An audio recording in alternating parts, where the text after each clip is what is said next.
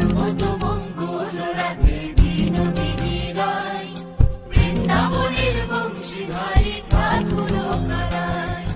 একলা রাধে জল ভরিতে যমুনাতে যায়, পিছন থেকে কৃষ্ণ তখন হাড়ে হাড়ে যায়। জল ভরো রাধে ও গোয়ালের ঝি, কলস আমার পূর্ণ করো রাধে বিনোদী।